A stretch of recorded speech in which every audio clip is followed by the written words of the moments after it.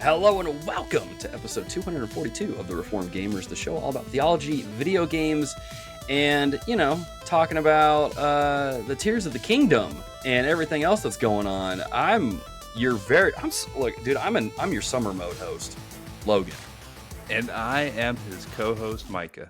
Micah, what a time. I feel like I say this every single stinking episode, and I'm going to say it this episode too. What a time to be alive, and what a time to be a gamer, man. We have all been playing. We're just excited to be here talking about games, man. There's nothing we can do about it. We're so hyped, man. We're so hyped. I listened to my pre-game, pre-podcast music, bumping that Shakira music, waka waka, doing that and getting after it. And I'm also just feeling the excitement from my future self, who's so excited from playing an entire weekend of Legend of Zelda Tears of the Kingdom. At the time of this recording, it's not even out yet, but I can already feel the enthusiasm from future self. He's reaching back in time saying, bro, you got to get excited about it. It's a good time. You're gonna have so much fun. I'm like, all right, let's do it. So if you're playing Tears of the Kingdom, let us know what some of the cool things you built in the game. That's my favorite. That's the thing I am most, dude, we're talking about Tears of the Kingdom and I'm totally forgetting one of our write-ins right now who said, where'd he go? He was on here. There it is. Boulder writes in, who else is taking time off of work in anticipation of Tears of the Kingdom? Did anybody write in? Did anybody take time off? I know I have a few friends who did. Yeah, I feel like I should know more people, but I haven't met. I talked to my brother-in-law who, like, Breath of the Wild is his favorite game ever. I'm pretty sure. Mm-hmm. And I was like, hey, Brett, you taking time off? And he said no. So I don't know. Maybe he doesn't have time off to take, but everyone's work situation is different. Yeah, I am not taking off any time off for Tears of the Kingdom. I'm saving vacation time for my beloved Spider-Man 2, of course. Understandable. So, but yeah, no, absolutely geeking out for Tears of the Kingdom. The kids are like, this is their first, I think, true, like, we've been looking forward to this for a long time, and now here it is, kind of game for the kiddos. So they're just absolutely ravenous right now, waiting for that game. So yeah, much hype for that. Just it couldn't be any higher. It's awesome. I mentioned in the pre-show, I held myself back. I didn't share all the things during the pre-show, but so one of the things I'm excited about, I've been getting more and more excited about Tears of the Kingdom, and I was thinking about, can I take Friday off? Can I take the day off? And I was like, I don't know if I can. Maybe I can bring my Switch with me and I'll play during my conference period when I'm done planning, because it's the end of the year. There's really not much else to plan, and because a lot of our coaches are going to be on for state track and some other sporting events. There's hardly any subs around. We gave the students a holiday, and us teachers are going to be in for a couple hours. And I'm like, hold on a second. On Friday, there's going to be no students here, and it's the end of the year. There's really not much left for me to plan. I'm caught up on grades. Can I just sit in my room and play Legend of Zelda? And my principal's like, not only can you do that because we're leaving the building at 11:30. I'm like, oh, it's a half day, even better. But you also get Chick-fil-A. I'm like, oh my gosh, this is the best Friday ever. So not only do I get to go into work, play Legend of Zelda, and eat Chick-fil-A, it's like I get to leave at a half. It's perfect, man. So I inadvertently wound up taking time off while still getting paid for it. It's beautiful how the stars kind of align for this. And get free lunch out of it. That's awesome. And get free Chick-fil-A. Yeah, man. It's awesome. So I looked at my principal. I was like, that is the greatest thing anyone has ever done for me for Teacher Appreciation Week. So thank you for that. But it's awesome, man. It's a good time. I cannot wait to play this game. I'm sure we'll have plenty of it. Plenty of stuff to say about the game. And next episode, man, is going to be absolutely lit. Like, it's going to be all, we might just need to, cut out the news and just talk about the game until and talk about Patron write-ins or something. I don't know. Exactly. Next episode is going to be very exciting. We'll have a full report. Obviously, if you're not a patron listening to this on Monday, you already have the game, and so but we have not yet played it one shred. But we'll have our full reports next episode. Yeah, absolutely. And depending on how much we have to say, it might just become May's episode of Talk TRG, which is a $5 Patreon exclusive show there. So who knows, man? What a time to be alive. What a time to be alive. But let's get into the show proper. I don't have anything to really add beyond that. Let's start the show like we always do with a little bit of what we've been playing. And Micah, I got to say this before we get into it, man. Look at us. Just look at us, man, coming into the show. And we've beaten some games in time for Tears of the Kingdom. We've got no strings holding us back. Let's talk about these games we've been playing, man. Kick It us off with it TRG Kids. it's so satisfying. You have more done than I do, but, anyway, yeah, TRG Kids, the only thing I'm gonna report on this week, again, it's a lot of Breath of the Wild. The kids Mm-hmm. are, like I just Mm-hmm. said, they Mm-hmm. can't wait for Tears of the Kingdom, so they're Layla, especially my oldest, is playing a lot of Breath of the Wild, but the main one I wanna focus in on is my son, who's about to be 8. uh, we have I saw Monster Boy and the Cursed Kingdom sitting there on Mm, PlayStation Plus Extra, that's a good game. and I downloaded that, and I've played Wonder Boy and the Dragon's Trap, I think, Mm-hmm. before Mm-hmm. Mm-hmm. on Switch, and really enjoyed that game a lot. Haven't played any other Wonder Boy games, but saw this, watched the trailer, and I was like, Ellison's gonna love this. So I downloaded it, and sure enough, I just download games and don't tell them about it, and then they'll see it on the dock, and they're like, "Oh, what's this?" Mm-hmm. And they'll just pop it on or whatever. I kind of just leave them out there for him, and he is absolutely loving it. So this is actually he did play some Wonder Boy as well, but not very much, and he was much younger. He's loving this game. You can transform into the pig and the snake and a lion and all Yeah. these different characters. Mm-hmm. This is the first, I think, and help me if I'm wrong, Logan. The first, Monster Boy or Wonder Boy game in quite some time. Yeah. It Like was this an came out old. in. Go ahead. I think it was like an old NES series for a while there. I think it was. I saw it was a lot of it was like Sega Master System and Sega Genesis stuff. It may have been Maybe Sega that's stuff, maybe but that's what it is. but Yeah, I know it's definitely an older series. right, and this one is the first entry in a long time, I think. I think it came out it's been out for a few years now, but, Hmm. the art is beautiful, Yeah. and, yeah, I'm kind of enjoying watching it as, just as a viewer, just watching him go through it, which isn't usually my style, but, yeah. Monster Boy and the Cursed Kingdom, highly recommended kinda 2D, just kinda puzzle action game, I guess. Hmm. Hmm. Okay, moving on to what I've been playing, and the only game I've been playing is I don't think I started it last episode. I can't remember. Star Wars Jedi Survivor, but I've beaten it. Like I said, I beat it last night, and this game is very much a sequel to Fallen Order as far as the focus it has on the cast of characters that it set up in Fallen Order, like Hmm. Seer and Grease, the pilot, and Marin, the Night Witch, and all these kinds of characters. So it's very much kind of staying in that same world. And this is a really quality sequel. Like if you liked Fallen Order, you're gonna like this game. If you loved Fallen Order, you're gonna love this game. If you Hmm. thought Fallen Order was subpar, then you'll probably think this game is subpar.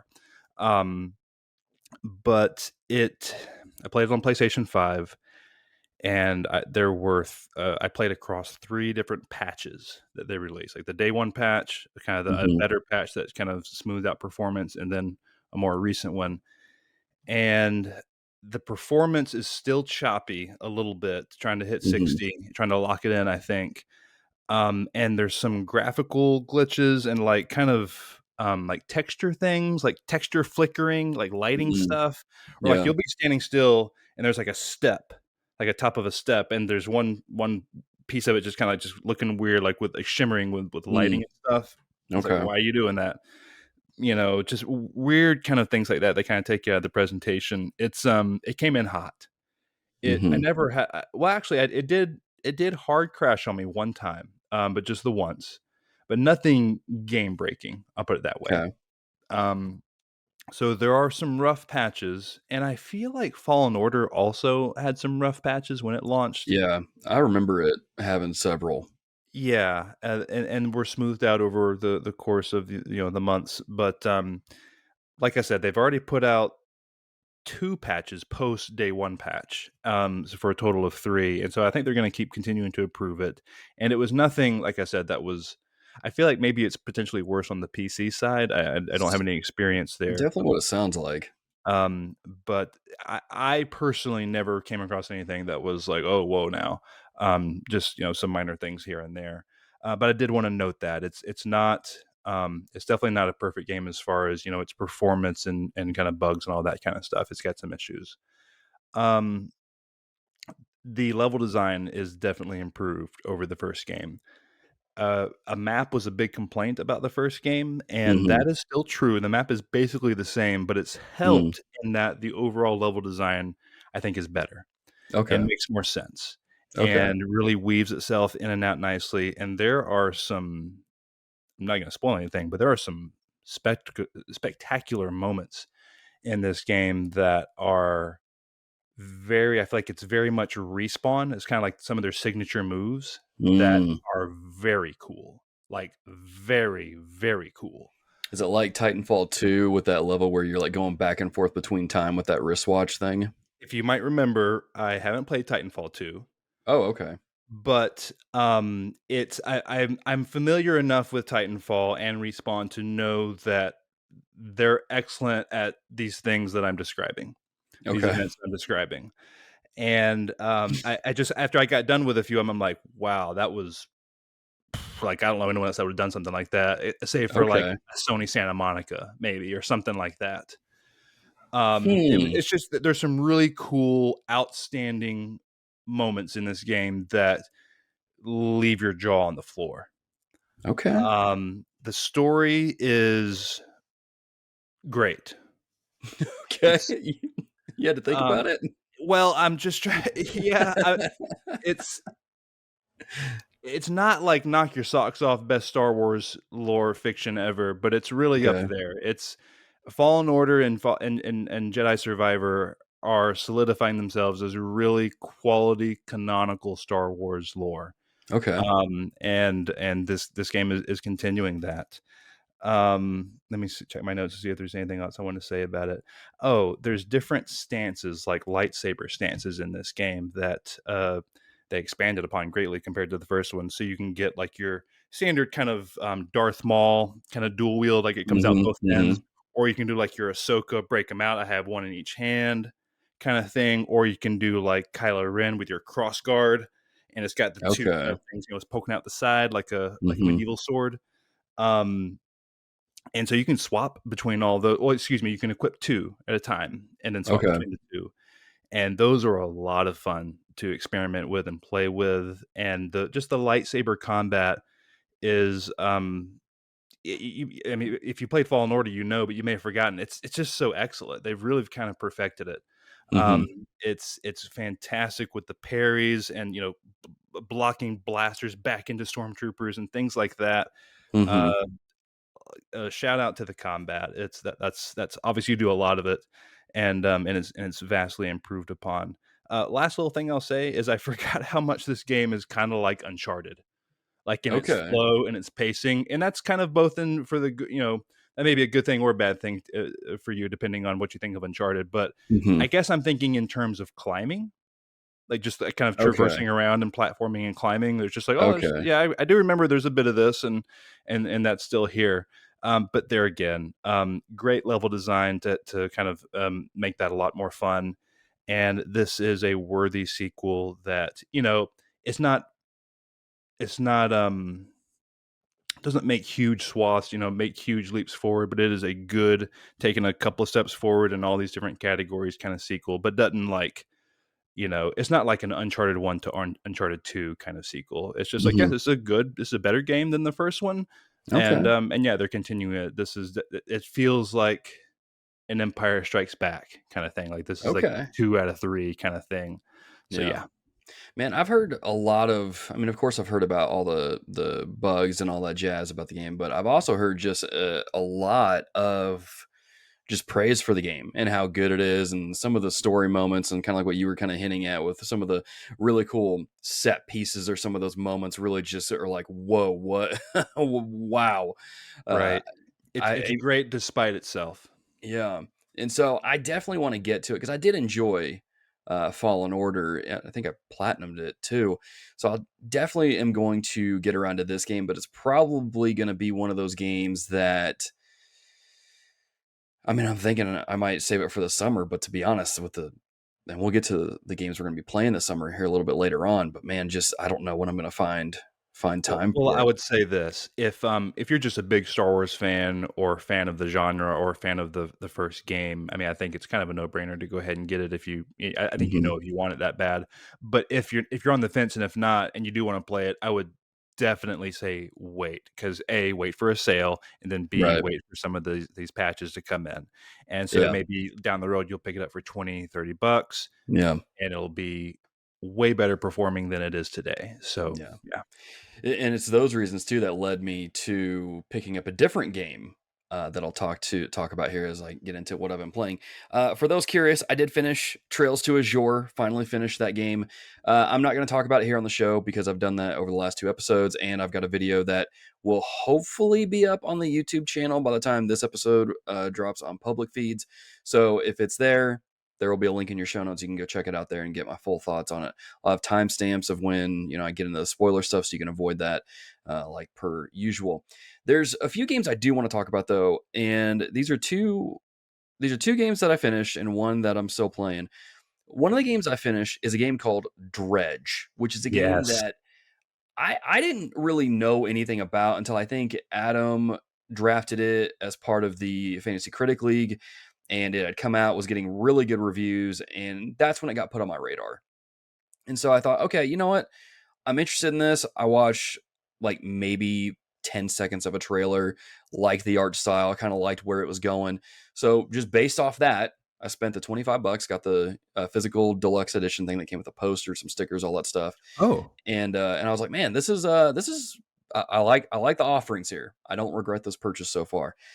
And then as I started playing the game, from the moment I started it to when I finished it, I was like, wow. Wow.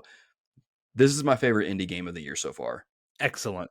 Blew my mind. And I'm not going to spend much more time talking about Dredge because I think this is a game that's best experienced by knowing as little about the game as you possibly can.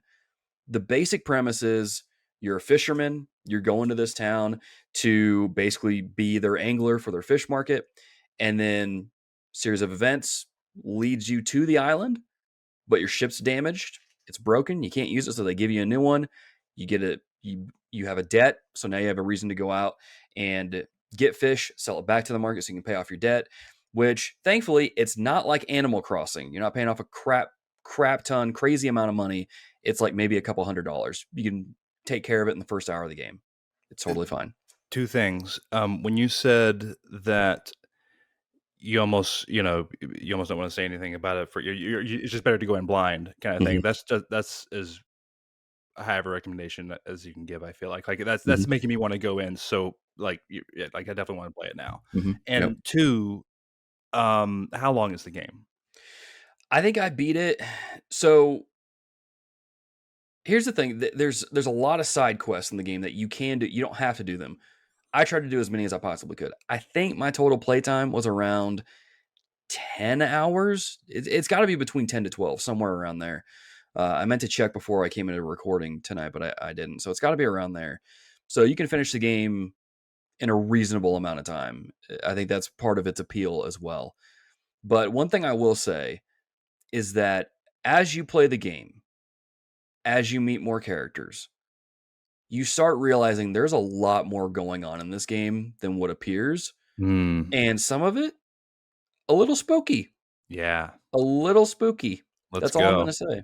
That's all I'm gonna say. It's nothing like really just kind of like if you don't like horror games, you'll still like this game. I'm not saying it's scary to that degree, but it does some really interesting things. And again, I think this is a game that's best going into completely blind and playing it and seeing how it works and just going from there. It's awesome. It seems like the kind of game that's going to show up at Jeff Keighley's Game Awards at the end of the Yep. year in Yeah. some way, shape, or form. I hope so. I hope so. Yeah, I had a blast with Dredge. It's not one of those games that it's like, oh my gosh, you got to go out and play it like right now because again, Tears of the Kingdom is out.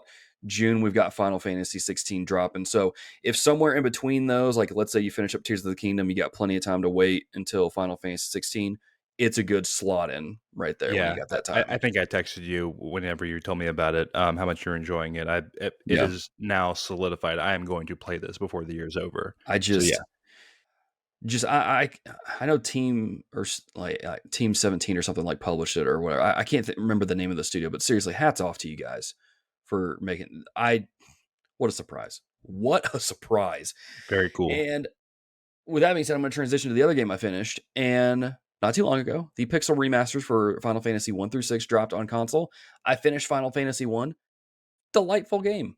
I can see why I can see why this not only saved Square at that time, because this was supposed to be like their first and last Final Fantasy game, and then it saved their company. I can see why it saved it, like how and why. Really, just solid game. Great, just kind of bare bones early JRPG goodness that is just really good. And I loved the addition of the boost features where you can boost the amount of money you get and the experience you get so you can bypass a lot of the grinding. I finished the game in 8 hours because of Oh, it. So, I mean, you can finish it pretty quick. I will say the final boss is a dirty cheater and he's a punk, but there's ways to basically almost one shot the dude. So, it is what it is. okay. But yeah, it's a good time, man. I've never played Final Fantasy One before this, at least through to completion. And man, finishing it out, I was like, this is still a really good game, still really good. And the And Pixel now, remaster, if great. I understand right, and help me out, is there much of a story going on here for Final Fantasy 1? Kind of. It's very like I can't really say it's surface level because it kind of gets into the weeds with time stuff. But I'm not going to go anywhere. I'm not going to go further beyond that. So it's there, but it's not as in depth as what we've come to experience from like 7 and 8. Well, definitely nowhere near 8 because that's a total. Or even 6, obviously. Yeah.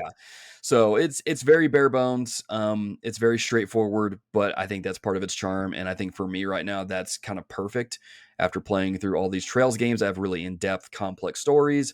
Just having a very straightforward, bare bones story, I was like, oh my gosh, this is great. I'm loving it. Yeah, So it's a good time. It's a good time. Now, beautiful. now going to this new game that I started playing, I was deciding, okay, I've got some time. Do I pick up Star Wars Jedi Survivor? Right. But I keep hearing about all the bugs. I did like Fallen Order. I don't know if I really want to get it right now. I'll get it eventually, but not right now. But there is one game that came out that has been in development, just, I mean, for lack of a better phrase, development hell for the longest time. And it was getting pushed back and pushed back. Yet somehow it's released and it's one of the most polished, fun games to release this year. And I do love me some zombies. So I picked up Dead Island 2. I did like the first Dead Island. I love Dying Light. And I gotta say, Dead Island 2 is yet another surprise because this game came out and I was expecting it to just not be good at all. When you get postponed as much as it has or delayed as much as it has, switching developers multiple times, I'm like, this is not going to be good. And I'm pleased to say it's a good time. It's incredibly violent though. Like it's almost to the level of Mortal Kombat to a degree. For an example, at the beginning of the game, I'm running around with a bow staff, right? And for those that are playing and are curious, I picked the she's like a Scottish roller derby brawler kind of girl. She just had the best stats in my opinion. And then as I'm playing more as the character and more of her personality is coming out, I'm like, yeah, I picked the right character. This fits my personality. Um, but going back to the bow staff, I was running around the bow staff fighting zombies, and I whacked a zombie in the head to try and knock it out.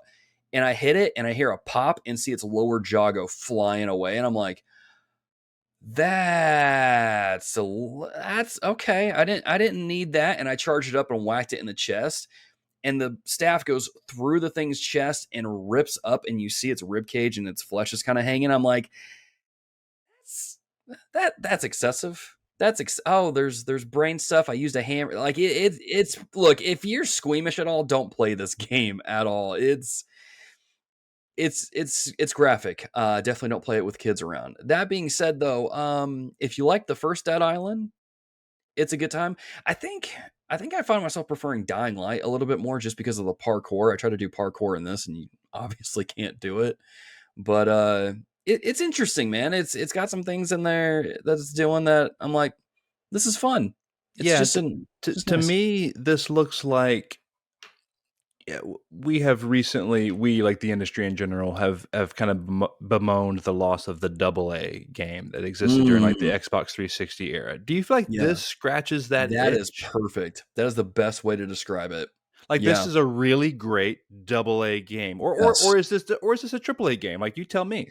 I mean, if you look at the quality of just like the visuals and the sound design and stuff, it's definitely AAA quality. But as I'm playing it, I find myself only able to play it in like kind of bite-sized sessions here before I kind of start getting a little bit bored. And I think that's just because a lot of it hasn't really opened up quite. Again, I keep going back to Dying Light. I think Dying Light has just kind of ruined me with this because Dying Light's big, it's open, you can go wherever you want.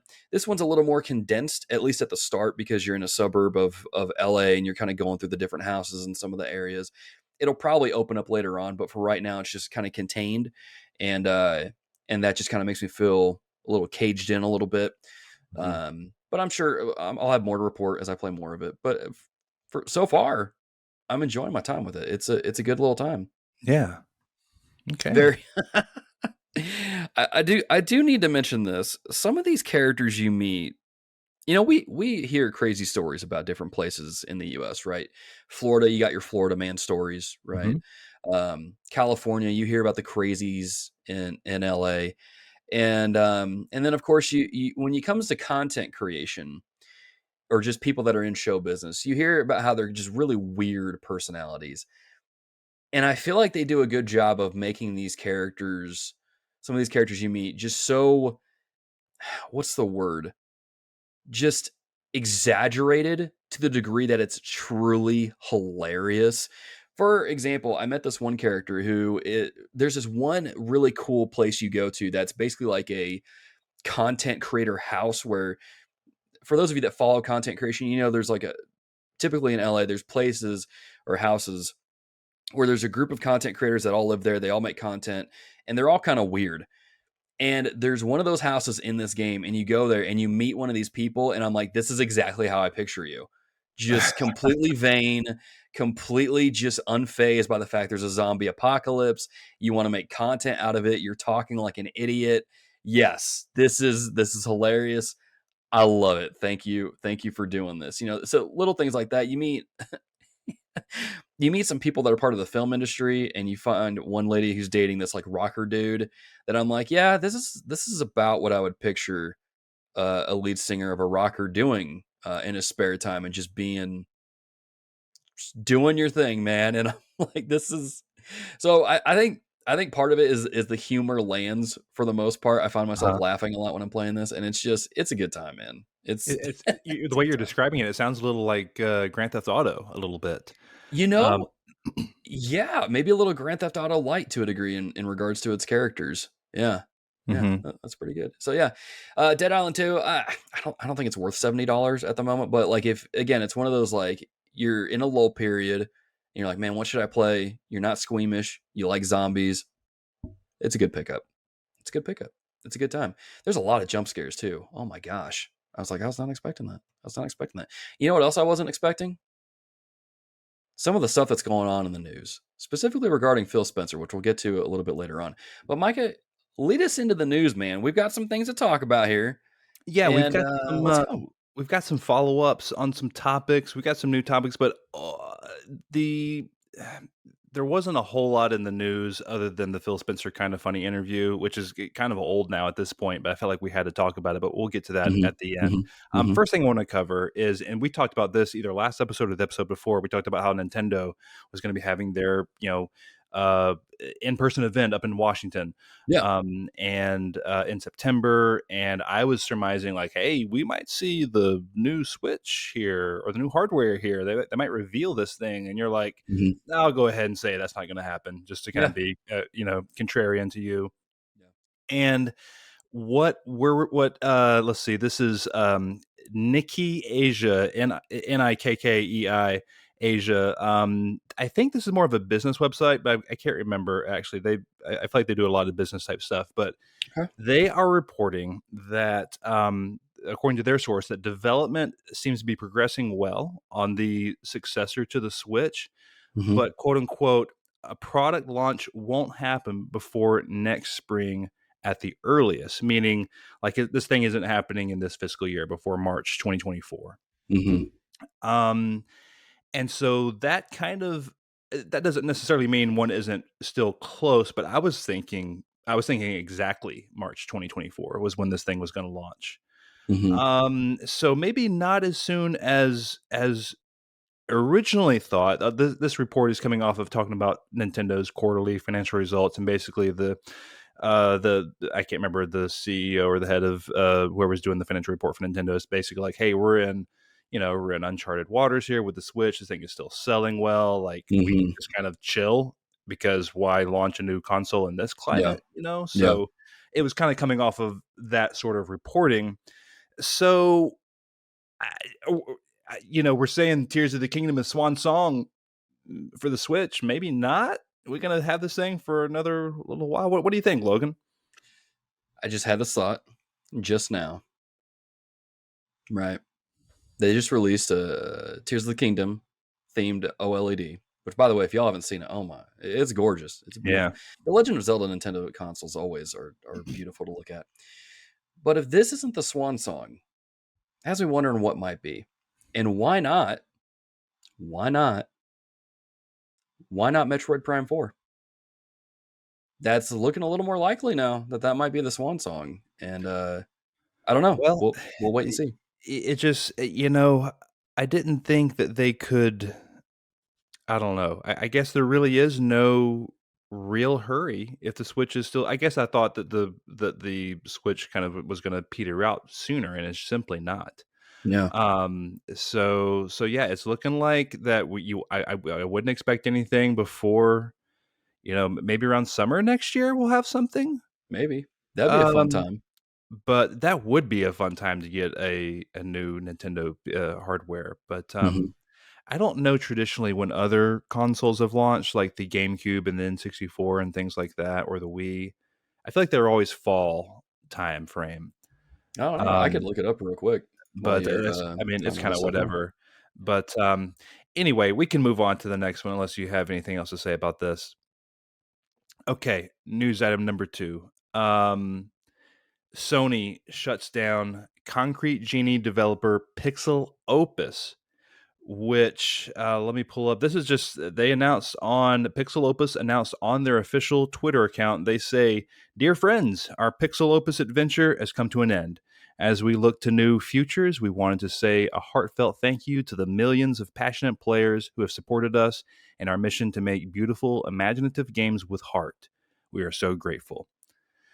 And they have a nice little piece of art with all the Concrete Genie characters, and that's that. Not a peep from Sony. And yeah, so this smaller, arguably I think maybe it is the smallest Sony internal studio.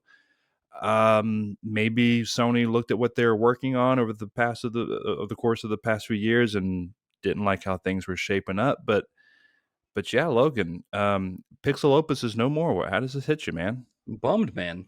I like Concrete Genie a lot. Thought that was a really cool game. I loved how Yeah. it was just it wasn't an Uncharted, it wasn't a Horizon, it wasn't a Killzone, it wasn't an Infinite. Like it was just one of those kind of side surprise games that you'd get every now and then. That maybe it's more of a relic of kind of the PlayStation PS2 era to a degree. But man, when I read this, I was bummed because I was like, I actually really like Concrete Genie. Would love a Concrete Genie 2. I think you could do some really fun stuff with the artwork in that game and how it comes to life and do some really cool mechanics, especially with the the DualSense on the PS5. But man, it has me wondering like how in the world, what was it the studio that made Dreams? I, What was I this? was literally just thinking that and about to say it. How does Media Molecule get off? I don't And Pixel Opus did not. look. I guess I should preface this with look, I'm not saying Media Molecule like should be shut down. What I am saying is I'm surprised because as far as more I know more people who have heard of and played Concrete Genie than who have heard of and played Dreams. I Yeah. keep I keep forgetting that Dreams is actually a thing until like it pops up every like random news cycle or it's mentioned on a podcast. I'm like, oh yeah, is Dreams even out? Can the public play this game? I don't. What's going on with that? I'm bamboozled, man. I'm bamboozled. Again, I'm not saying Media Molecule like they should be shut down. I'm just saying Yeah. this decision, I'm confused by it. It doesn't really make sense to me. Yeah, that exactly. I want to know the story here. Sony's mom, as you might expect, why would they kind of lean into the bad news, quote unquote? But I'm wondering, like, is this, like I just said, did Sony look at their lack of progress in the last 3 years and say, sorry, guys, like, you're just wasting time? Was it the creative leads at this small studio just wanting to move on and do other things, and therefore just the studio couldn't kind of continue? Was Yeah. it like, what was it? Was it that PixelOpus didn't fit into Sony's future of a games as a service machine? Like, what is it? Man. I don't know. So maybe they were just too small of an operation, and it's almost like a nothing bar to scratch them off. Yeah. Like, I wonder, like, what's the story there? So yes, I'm with you that Concrete Genie was a lovely game, Yeah. and this team had a lot of promise. I was very much looking forward to their next game, and in fact, VGC had reported they were rumored to be working on a Into the Spider-Verse game, which, of course, Sony has the license to Spider-Man and all that stuff. So, like, that would have been cool, I think. Especially with the art style that Concrete Genie was in. Like clearly they're creative folks over there. Yeah. That I wonder maybe if that is what they were working on, and because it's Marvel and it got to a checkpoint and Marvel said, "Nah, this ain't good mm, enough." I wonder if it was that simple. I don't know.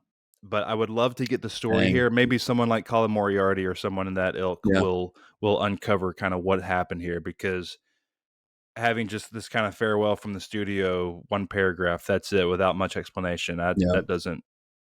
That's not enough for me. Yeah. I, So, I will I will take this moment to say, like, if you have not played Concrete Genie on PlayStation, it's on PS4 as well. You can play it on PS5. If you haven't played that yet, definitely check it out. I think it was a free PS Plus game at one point, so a lot of yeah. folks might have it already. Definitely worth checking out. It's a shorter game too. It's one of those like dredge games you can finish in like 8 to 10 hours. It's worth checking out. It's the stuff that they do with the art. I mean, of course, I'm really into art, but just the stuff that they do with it, the story they tell. I mean, really cool stuff. Really well Mhm. done game. Yeah, Beautiful game. it's a good story with a good message about bullying, and Yep. yeah. Yeah, very Actually, I think cool. I for those of you that are watching or listening that are parents, it's one that you could definitely play with your kids. It's a good time. Some of the monsters might be a little scary depending on the age of your kids, but something to keep in mind. Yeah. Micah, before we go on to this next one, I did look up kind of when Nintendo typically releases their systems. So they typically release their systems in November is what I'm looking. The only two that were released in the summer that I can see were the NES in July 15th of 1983 and then the N64 of June 23rd, 1996 in Japan, and then the following later that year in North America on September 29th. But Okay. typically these systems drop in November.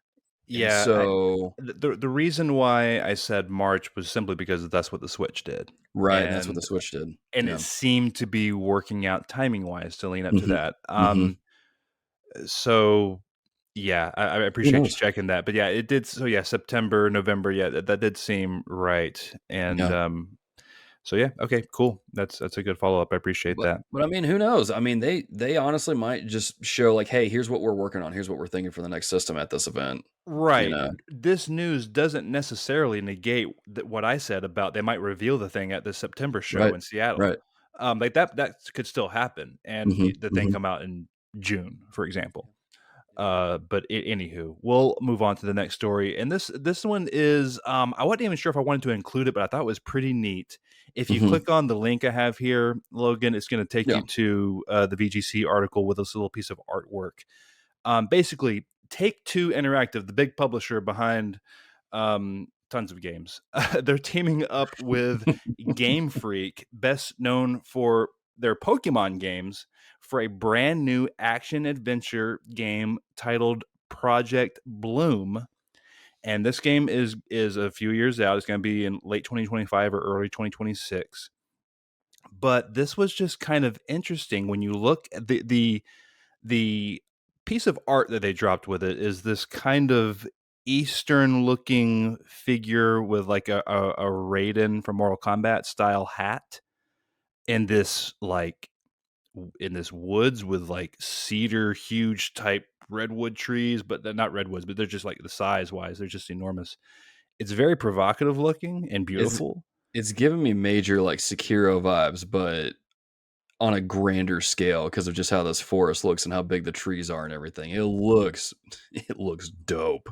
Yeah, but this was I know Game Freak obviously does non-Pokemon games and has it in the recent past, even recently. You know, so but this one is like, okay, what's happening here? Take Two, that's a definitely a different. Excuse me, this is with the Private Division sub label underneath Take Two, which Mhm. produces lots of great games. So this one kind of raised my eyebrow, and it got me thinking, Logan, what could Game Freak do if they busted loose of the Pokemon franchise? Some crazy stuff, probably. I mean, my thing has been. I can't even remember. Did Game Freak even make Scarlet and Violet, the most recent one? I thought so, but that could be wrong. Pokemon experts can let me know. I'm Yeah, not yeah, yeah. positive. Are they not involved in all of the mainline Pokemon games? Yeah, I mean, they usually are, I but thought that was the case, but maybe I'm wrong. I just can't remember. Um, But yeah, I don't know, Listeners, man. let us know if we're incorrect on that. I gotta say though, just from the image alone, and they have this quote here about how it's important to continue making non-Pokemon games and letting them go be unleashed and kind of be creative. It makes me wonder just kind of what they can do if you just let them off the chain and don't let them do like. I'm not saying don't let them do Pokemon where you block them, but I'm saying like hey, here's this other project, just go wild with it. I don't know, Right. man. It's got me excited. This image alone has me very intrigued. Well, it makes me wonder. Like, it makes me think this is a non-Nintendo. Like, this is like a PlayStation and Xbox kind of game Mm, potentially. I didn't even think about that. Yeah, it could be. But that might not be true at all. So I don't know. This is a ways away, but Project Bloom is its code name right now. So just keep an eye on this one. Game Freak teaming up with Private Division. Okay. Last news item. Like I said, we would be remiss, I feel like, if we didn't cover some of our thoughts on this Phil Spencer interview that he had with KindaFunny. And Logan, I'm gonna a couple of things to preface. This interview, in my opinion, is perhaps the best interview ever given in the video games industry ever. Mhm. Mhm. Because of Phil Spencer's candor. Shout out to Kinda Funny. And I've got some thoughts about them in general. I don't love everything that they do, but Sure. they handled this thing. They knocked it out of the park. And Yeah. shout out to Phil Spencer because, as they pointed out, he has been scheduled to come on this show way prior before all this bad news started falling with Redfall, with the Activision Blizzard deal getting blocked in the UK. And he Mhm. came on anyway and gave what was one of the most candid, just here I am vulnerable kind of interviews that I've ever seen in a really, really buttoned up industry. Mhm. And I thought it was fascinating. I thought so just shout out to Phil for even opening up to this level and letting us see a side of the industry that we just usually don't get to see. Yeah. So he I mean, gosh, where do you start? Um, I think the one that I want to focus on, and this is going to take a little while to. I'm going to read the quote from Phil, but he was talking about basically how they're not going to try to out console Sony and Nintendo, and how we just can't make great games to turn it around here at Xbox. So here's what Phil said when kind of he was asked about losing focus on the console market. Like, what are you doing for the console? Like, you're making great strides in PC, but what about the console? And this is Mhm. what Phil said. He said, quote, I will say this might be disruptive as well. We have a different vision. Paris talked about this. It's play games you want with the people you want, anywhere you want. We want Xbox to be something that people who buy our console can feel like they're a member of, obviously, who are playing on PC, who are playing on the cloud, that they feel like they're full members of our ecosystem. Game Pass players can play on many different devices, and we remain fully committed to that. We're not in the business of out consoling Sony or out consoling Nintendo. There isn't really a great solution or win for us. And I know that will upset a ton of people, but it's the truth of the matter. When you're in third place in the console marketplace and the top two players are as strong as they are and have, in certain cases, very discreet focus on doing deals and other things that kind of make being Xbox hard for us as a team, that's on us, not anybody else. Our vision is that everybody who's on console has to feel like they have a great experience and they are a first class citizen. They've invested a ton into our platform, but we're not in a position, and I see it out there. I see commentary that if you just build great games, everything would turn around. It's just not true that if you go off and build great games, all of a sudden you're going to see console share shift in some dramatic way. We lost the worst generation to lose in the Xbox One generation, where everybody built their digital library of games. So when you go and you're building on Xbox, we want our Xbox community to feel awesome. But this idea that if we just focus more on great games on our console, that somehow we're going to win the console race, I think doesn't really lay into the reality of most people. Like 90% of the people every year who walk into a retailer to buy a console are already a member of one of the three ecosystems, ellipses. There's no world where Starfield is an 11 out of 10 and people start selling their PS5s, ellipses. I know some people want to hold us up of just being a better green version of what the blue guys do, and I'm just going to say there's not a win for Xbox by staying in the wake of somebody else. End quote. That that is all. I had a couple of ellipses at the end, but that is all almost completely word for word his ramble. I can't believe Sidebar, he said some of that stuff. sidebar. Props to you for transcribing all that. Just that's a lot, man. That probably took you a I while. did transcribe it directly from YouTube because I wanted to get it right, and too many websites have it just like bespoke quotes, and I Right. wanted to get the whole thing because I think the context matters. And I did a poor job reading that. I apologize, but Oh, people won't know because I'll have edited it to make it sound like just pristine. You know, I don't know why um, I kissed the microphone when I did that. I meant to do a chef's kiss. Whatever. Just continue, man. Okay, so let's I'm gonna shift it over to you, so as I just talked a lot. The part where he's like, we're not in the business to out console Sony or Microsoft. This part, when you're in third place in the console marketplace and the top two players are as strong as they are and have in certain cases very discreet focus on doing deals and other things that kind of make being Xbox hard for us as a team. That's fascinating.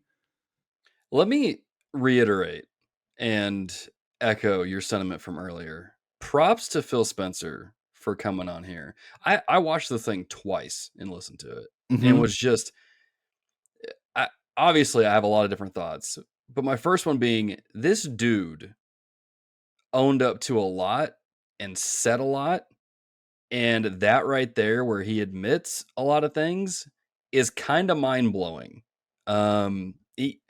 He's very, what's the phrase? He's self-aware of the situation Xbox is in to that Hmm. degree to where he admits it. And I gotta say, watching this, that blew my mind. And I have some respect for Phil Spencer from that. I mean, he's always been kind of good about owning up to things. What was it? It was because Gary would have brought this up about how in 2020 Phil was coming on to his Animal Crossing talk show, and it was right after Halo just got delayed, and he still came on anyway and talked about it. Dude does not shy away from these things, and I think that's incredibly commendable. That's good. Phil Uh, is, I've got problems with the the pipeline quality of some of their games and kind of right, the up and downness and right. inconsistencies. I've got some problems with, excuse me, with the economics of Game Pass and what that's doing to the industry as a whole. But Phil Spencer is one of my favorite personalities in the industry. Hmm. Like you said, for reasons like this. Who does an interview like this? And by the way, is the CEO of gaming of one of the most powerful gaming companies in the Yeah, world. yeah.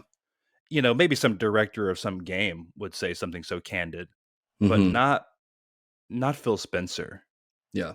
You know, It's it was not wild. Iwata or Jim Ryan. Yeah, definitely not Jim Ryan. You know, it's He's so okay, so let's this is the main one that everyone's focusing on is about the I see this commentary that if you just build great games, everything would turn around. It's just not true that if we go off and build great games, all of a sudden you're going to see the console share shift in some dramatic way. That's the quote that's making the rounds. Is that an excuse? Is that Micah. true? Micah, I told you when we were texting and you asked me, should we talk about this? And I was like, you know what? It's fine. I don't care. I'm kind of tired of talking about Xbox at this point, but I'm not going to be nice. This is one of the things I'm not going to be nice on. We've been saying year after year after year after year after year, where's the games? Bring us the games. Show us the games. Get some games out there. We've had Forza, that's been reliable. Not everybody plays Forza. We've had Halo, which has been a little rocky, but let's be honest, Halo Infinite dropped and it blew our flipping minds. It's they haven't done a very good job of supporting it. I will say that. But people are still playing Halo. Those two things though have been what feels like carrying the weight of Xbox for the last several years. We've had some Gears games, and those have been great. Really love Gears 5. And we've had some really good sleeper hits, right? Pentiment's been really good. Hi-Fi Rush. Hi-Fi Rush dropped and got me excited for this year for Xbox. I was Mhm. like, Redfall doesn't seem like my kind of game, but Hi-Fi Rush dropped. It was awesome. Yeah. Redfall's got to be good. Redfall drops, it's a stinker, and now I'm like, what in the world? Yeah. What is going on? I am going to be honest. I completely disagree with this. If Xbox had some really good, high quality games that are going to sell consoles, I think they would be in a better position. But let's be honest, people are not buying consoles for Forza. People are not buying consoles for Pentiment. People are not buying consoles for Hi-Fi Rush. You know what Yeah. people are going to buy an Xbox for? Starfield. But that's still a ways away. And I got to look at the state that Redfall came out of and just how they were so hands off with it. I'm like, if you were hands off with Redfall and it came out like this, what's been your relationship with Starfield? Have you been hands off with that? Because we all know, we all know the state that Elder Scrolls and Fallout games usually launch in. We kind of look it over, right? Because we're having fun with it. We enjoy Bethesda games. Todd Howard is a charming dude. We love him. We love his brown leather jackets, right? We love the personality. But man, if they've been hands off with Redfall, or I'm sorry, if they've been hands off with Starfield like they were with Redfall, it has me very nervous about Yeah. Starfield. And Phil did kind of lightly touch on that in this kind of funny interview about how, and I don't know how, because he was saying how it was um, not as long in development, even though Starfield was not as long in development as Redfall, so they were able to come in a little bit to assist with Starfall. I don't know how that's the case when they're like mere months apart from releasing, but anyway, I Yeah. digress. Um, so to piggyback off what you said, Logan, the mantra for the Xbox One generation, like the slogan, or not the slogan, just the thing that people would say is like, Xbox got no games. Right. Xbox got no games. That was like kind of the joke or whatever. And when you pull into the Series X generation, you're the first thing you're doing is delaying Halo Infinite out of the launch of the console, which Yeah. is like, that was everything you had gone years saying that was going to happen, and all of a sudden it's not. So that's a broken promise there. Not just Yeah. a delay, a year delay. So it was that the mark was missed that bad. And then Halo still came out in the condition that it did, not ready for prime time as far as the live service stuff goes. Hmm. So you do that with your primary franchise. And then I said it me and Nate McKeever said it at the end of last year. 2022 was crap for Xbox. I don't care what anyone says. And Phil is backing me up on this. I was going to say, He Phil even acknowledged that in the right. He interview. says right here, he says, we've got the resources to do better. Talking about Microsoft, obviously. 2022 was, as you said, a very light year. I think is what you said, talking about Paris, the one of the kind of funny hosts. I Hmm. might have other words for it, is what Phil said. Yeah. He said 2022 was, as you said, a very light year, I think is what you said. I might have other words for it. That's Phil's own words saying Yeah. that. about 2022, meaning it was not up to snuff. Mhm. So there again, you could say Xbox got no games. Yeah. And so here we are, Redfall poops the bed. And Hi-Fi Rush is great, but that was like no one expected. That was a one-off. It's a small budget game. It's whatever. It's not Mhm. selling consoles Mhm. or getting people into Game Pass in a major way. Mhm. So it's like I hope Starfield delivers. If not, it's threat level midnight for Xbox. Mhm. I'm not trying to get too doom and gloom about the whole thing, but like I don't know. We'll see. We'll see. Yeah. Uh, anything else you want to cover? I've got a I lot of quotes just kind of highlighted here. What else you want to talk about? I know some people are probably going to listen to this, and this might be the first episode of TRG they get, and they might think we're Sony fanboys or whatever. But I don't. I mean, I have all of them, so I don't really care. I was very lukewarm on Redfall because, again, I was like, I like Dishonored. Deathloop was all right. Wasn't my personal cup of tea. Did some cool things, but I really wanted Redfall to come out and just make me eat my words. I wanted to come out and it be like really good, and I'm like, okay, fair enough. I love being proven wrong when it comes to these sort of things. But the state that it came out, man, Gary Whitta said it best, is that when games like Redfall come out and in the state that they're in, to the poor reviews that they're in, that hurts everybody. And I agree with them because, like Gary said, other studios are going to look at this now and be like, well, maybe we shouldn't go outside the box. Maybe we shouldn't be so creative. Let's just do a sequel to something else. Let's just do what the algorithm says, as Gary would have put it. And I'm like, that's so true. Going back to Concrete Genie, man, that was a great game. Well, yeah, I'm good. I'm good with calling it great. That was a great game. But as you talked about, Sony was evaluating stuff. Maybe that didn't fit into their portfolio. Maybe they want to play it safe because that's why we keep getting more Horizon stuff. Even though I think Horizon's a good series, I don't think it's Right. Yeah. we need to be getting a whole bunch of it. It does suck. Because I wanted the game to be good. I really did. And now this might set a couple other studios looking at the games they're working on that are on the more creative side and be like, I don't know, man. I don't know. And then going into Starfield has me nervous because a lot of the previews we were seeing for Redfall were running at 60 frames per second. A lot of the preview footage we were getting from outlets and independent creators were playing different. I was listening to Mr. Matty Plays and Cog talk about it on Defining Duke. The preview things that they played were run at 60 frames. They were great builds. They don't know what happened with the games that with the version that got released to the public. And now I'm looking at Starfield. I'm like, I got to be honest, man. I hate to be pessimistic, but I can't trust this footage I'm seeing right now. Until the Yeah. game is out and it's on my system and I'm playing it, Yeah. I can't trust any of this stuff I'm seeing. I'm sorry. Yeah. That was one thing that they kind of funny. Again, this is just such a great interview. It is. It's great. He asked point blank, it's like, are we going to get, I love how he phrased it. He said, are we going to get clear messaging on the performance of Starfall? And Phil said, yes.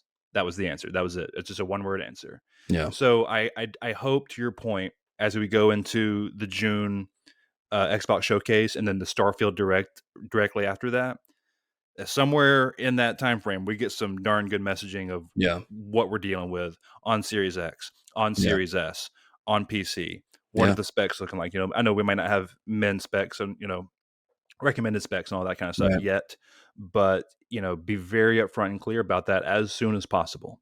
Yeah. Yeah. So the only thing we can do really is just be like, this happened.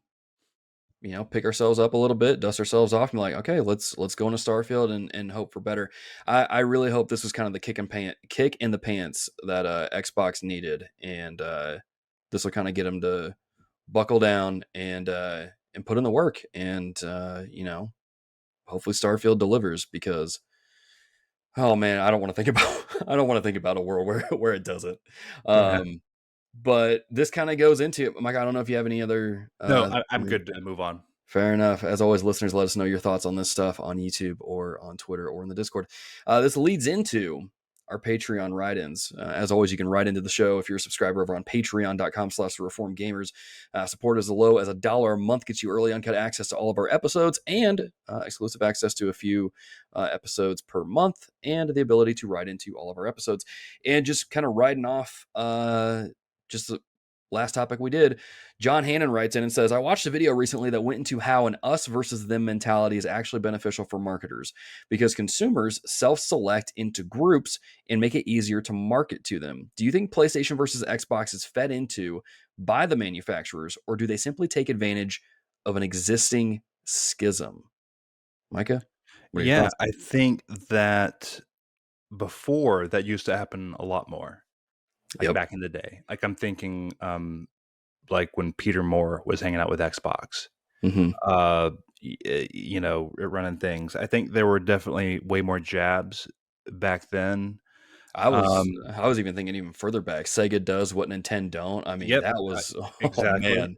exactly. Yeah, but lately, I feel like there's been more of a call for unity a little bit, Yeah, and you see yeah. things like, all the like, Phil Spencer and Reggie Fils-Aimé and, Sean Layden standing together at the Game Awards or whatever it was that one time with Jeff Keighley's thing, Mhm. you know, and, you know, showing all this unison. It's anyway, I don't think there's as much of that kind of PlayStation versus Xbox mentality that the manufacturers, that the companies are feeding into. I think Yeah. the fans do plenty enough for both sides to have plenty of mud to sling. Um, but I think there's a little, with that said, there's a little bit of leaning into that. I think each one knows how to get their fan base riled up if they want them to. You know, Mhm. I think the most recent kind of just blatant example, this isn't even that recent, but it's when Shuhei Yoshida and Adam Boyes released that "How do you share your PS4 games?" I was when just the thinking of that going into it, yeah. yeah, like that was 100% like an Xbox versus PlayStation kind of slap. Yeah, Um, yeah, but I don't know if there's been anything that blatant in a while. yeah, Um, so yeah, I would say used to, but not as much anymore. yeah, yeah, I would agree with that, especially here lately with, again, props to Phil Spencer coming into Xbox, really just course correcting on a lot of things, that being one of them. And just that's one of the things I love seeing on Twitter is like when, let's say, PlayStation launches a new game, you'll see Xbox being like, congratulations on the launch of Game Right. X or whatever it is. And then you'll see PlayStation do the reverse. You'll see Nintendo do like seeing that on Twitter is really nice. Yeah. Seeing some of the randos just lose their ever loving minds and fling poo everywhere on Twitter is not as good. I think the thing is that I mean, you have an us versus them mentality on just about anything these days. You have it in sports, you have it in entertainment, you have it in good grief. You can even go so far as like people who like to read a lot. You have that sort of stuff. You have people who are big Colleen Hoover fans. You have other people who are like, that's garbage, you know. Right. Um, there's like maybe one or two of our listeners who know what I'm talking about in that regard. But I don't know if they necessarily take advantage of it as much as the people involved do. I eh, and I'll admit, early on in the show, I used to be kind of contentious about some of the stuff. I like to think I've kind of cooled off over the last few years and just been like, I just enjoy good games. You know, as long as you're playing a game and having fun, I don't really care where you're playing it. If you're playing it on Xbox, fine. If you're playing it on PlayStation, fine. If you're playing it on Nintendo, fine. If you're playing it on PC, keep your ego check at the door. You know what I'm saying? Just Yeah, messing with a little bit. which why this goes back into what you were just saying about Gary Whitta. You know, like Redfall bombing, quote unquote, critically is bad for everyone. Like Yeah, PlayStation fanboys, like don't relish in this. Like, yeah. there's no like I that's a frivolous W, I quote don't. unquote. I'm sorry. Again, I'm not going to be nice. If you're cheering at the failure or the bumble, the mess that Redfall is, you're an idiot. I'm sorry. I'm just going to be very direct. It's so stupid to cheer at the failure of a game. I'm sorry. Yeah, If you're going to worship PlayStation, I don't know. I don't know what to say about that. Obviously, we as Christians think worshiping just anything material is stupid, and we have plenty of stories in the Bible of kind of where that gets people. But man, I let me calm down a little bit. I think this is more of an issue. I don't think this is so much an issue as it is. Sorry, getting my words mixed up. I don't think this is so much an issue with the manufacturers themselves anymore. It's an issue with us, like hmm us as the gamer, the gaming community as a whole, because there's times I'm scrolling through Twitter, man, and just seeing people go at each other about Xbox or PlayStation or whatever. It's so You have to dumb. stay off of, or I have to stay off of just quick context. I use Twitter like almost exclusively for video game stuff, so it's just Yeah. all filled up with that kind of stuff. Yeah. Anyway, I can't like there's the following tab, which is like your feed fill up with everyone you follow, and then there's the for you tab. I have to stay off Huh. the for you Dude, the tab. For You one, Elon Because Musk, that's where buddy. the algorithm spits you all the things that will rile you up Yep. and make you mad, Yep. and it's like Yep. that's where you see a lot of the fanboyism and stuff like that going Yep. on. I'm like, this is absolute. Some of the stuff is I see is absolutely ridiculous. Yeah. I Um, just, but I man. digress.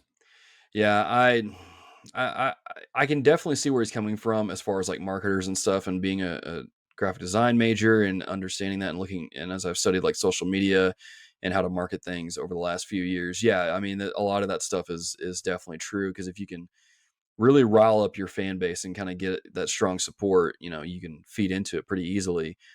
But I don't think PlayStation, Xbox really have done that here lately. At least I can't think of any examples. I did want to take a moment to shout out someone that I do follow on Twitter, who no fanboy garbage whatsoever. He's one of the, like, this is easily one of my favorite follows on Twitter, and that's at PSN_electric DC. Really chill dude. Constantly playing games, always posting like what he's playing, posting reviews and things like that. Really solid dude. I don't even remember how I came across this account. Actually, he might have followed me, or I might have followed him, or he followed TRG. I can't remember which one it is, but just a really cool dude. If you guys are wanting to kind of clean up your timeline a little bit on Twitter and have someone who's way more chill and just enjoys games and is enjoying Redfall, give him a follow. He's a cool guy. Want to I shout him out. literally just gave him a follow. There I you go. recognize this guy though. I've seen him around, but yeah, just gave him a Yeah. follow. And some of you probably, if you interact with TRG on Twitter, you've probably seen him around a couple times. He's retweeted our stuff and interacted with us. Just a really cool dude. Easily one of my favorite follows. That's just doesn't feed into the fanboy bull crap. I really subscribe to Lord Cognito's over at Defining Duke, his 10 tweet rule. Like just go to someone's profile and look at their last 10 tweets and see what they're Mm, talking about, and you'll see patterns of what these guys are about and what they're not. And so yeah. yeah, it's good stuff. It's good stuff. On to our next write-in from Aaron L. White. And I got to be honest, Aaron, thank you for writing in on this one. By the way, John Hannon, thank you for writing in as well. Aaron L. White writes in and says, what are your thoughts on the recently released trailer for Neil Blomkamp's Gran Turismo movie and the teaser trailer for Peacock's Twisted Metal series? I got to be honest, I didn't watch the Gran Turismo trailer. I knew it had come out, but I'm like, I don't really care. Until Aaron wrote in, I'm like, well, now I have to watch it for the show. So I got to say, that Gran Turismo movie looks good. Like, I was going in expecting it to just be stupid and cheesy, and I'm sitting there watching, I'm like, oh, this actually looks pretty legit. I'm surprised. Yeah, dude. When it was announced that they were going to do a Gran Turismo movie, I don't think anyone was excited. It's like, No. oh, It's like, okay, like how are you gonna make it a movie? exactly. Like, how is this going to work? Like, what? Like, okay, maybe in some weird world. And then you hear Neil Blomkamp is directing it, and it's like, oh, okay, And then That you would see be the interesting. trailer, and it's like, oh, this looks good? Question Yeah. mark. Yeah. I gotta say, man, it really surprised me. For those who don't know what the premise is, this is based off apparently a true story of a teenager who played a lot of Gran Turismo, really loves the game, and that led to him being winning this contest to be a professional driver. I think is what it was. Right. And I gotta say, the movie looks good. I'm surprised. I'm like, I would go Got see this. Orlando Bloom. He's got Lord of the Rings, Orlando Bloom Okay, in it. was that Orlando Bloom? I couldn't tell. I was like, this looks Yeah. like Orlando Bloom, but he looked a little older. I don't know if It's this is got I Legolas or think his not. name is David Harbour from Stranger Things. Yeah, he's in there Um, too. so yeah, this it's, got some stars in there, and Yeah, it looks way better than it has any business yeah. being, to be honest. I'll say this: if this just, I watched the Uncharted movie. I liked the Uncharted movie. I was like, this is a surprisingly good movie. I Right. mean, it's not perfect, but it's a lot of fun. I like it. Um, if this just continues where Sony gives us really good like movie renditions of their games, I'm all for it. Yeah, it reminds me a lot of Uncharted Road. Like, I didn't have high expectations, but this looks better than what I thought for sure. Yeah, So yeah, yeah, as far as the Twisted Metal teaser, it's just a short teaser. yeah, It seems like it's really hard to tell. It seems like they're really embracing the 90s and that yeah. era with like the track that was overplaying the "Still My Sunshine," that the Mhm. whole thing, and then the "Got Milk" bumper sticker and the flipping through the CDs in the CD case with That a that was a mix, that was a throwback. like, Oh, all man. that stuff. It's like it's just like they're really accepting the 90s vi maybe it's set in the 90s, I don't know. Mhm. And, I hear this is written by, like, the guys that, did Deadpool, like the Deadpool movies and stuff, so a lot of that kind of comedy might be Mm. present. So, I don't know. I am very highly suspicious of this one, but Mhm. we'll see. I don't even know if I'm gonna watch it because I don't have Peacock, and I don't think I'm gonna subscribe. Yeah. I'm the same. I'm not gonna subscribe to it. And although we are fan supported on Patreon, I guess I could subscribe for a month and watch it after all the episodes come out, and then we can do an episode. I don't know. Yeah, I guess free trials exist, huh? Yeah. Yeah, I'll say this. I so growing up, right, when the PlayStation came out, there was a lot of games that made me want a PlayStation real bad, right? Tekken was one of them. The other one was Twisted Metal. I loved playing Twisted Metal on the PlayStation 1. And so when I heard they were doing a TV show, I was like, how are you going to do a TV show of a game where you drive around in cars and blow each other up? I don't. Okay. And I got to be honest, watching the teaser trailer, I'm like, cool. I saw Sweet Tooth. Um, Yeah. I don't care. you know, I don't mean to be so ho hum on it. It's just I need to see more of it. I hope it comes out and is good because I think that would just be dope to have a Twisted Metal TV show I could that's see actually this good. But being, like, one of the best shows ever on Peacock, like, after it comes out on the headlines, but, like, what's that even saying, you it's know? better than Like, Halo. is Halo on Peacock? Oh no, that's Paramount. Sorry, there's too many streaming services, Yeah, man. you're right, there are too many, and Halo is on Paramount, you're right. That's right. That's right. But yeah. Anyway, I'm lukewarm on it, but that Gran Turismo one really surprised me. I'm like, Yeah, okay, same. I'm gonna keep my eye on it. So hopefully it's good. I can see us being more willing and excited to go see Gran Turismo and then do an episode on it or just talk about it than we are about Twisted Metal at this point. I'll say that much. Gran Turismo coming to the theaters, I there's a good chance I'll check that out in theaters. Yeah, Yeah. absolutely, absolutely. Aaron, you host Feeling Film TRG crossover. When? What? Might have to do that. I just now thought of that. But anyway, Aaron, thank you for writing in. Let's get to Alex Castellanos' write in. He says, with Memorial Day weekend coming up, what are some summertime games you remember playing? What are some games that you're looking forward to playing this summer? I think we might have touched on this a little bit about summertime games we remember Yeah. playing in the last episode from a write in. I just remember summer. I'll start off with this and kick it to you, Mike. I remember summertime just being that time where, like, I'm out of school, I'm getting caught up with a lot of games I missed throughout the year, and just really kind of get playing catch up. Really, Michael. What about you? Yeah, I don't have any specific memory. I think I said like it was either like a seasonal related thing. I don't think it was summer specifically, but we were talking about Hmm. something like this, and I said that yeah, like I don't really have many ties to like seasons and particular games.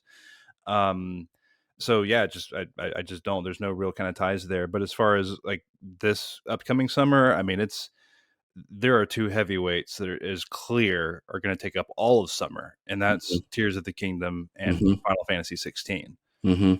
So Hmm. I think that will be taking up.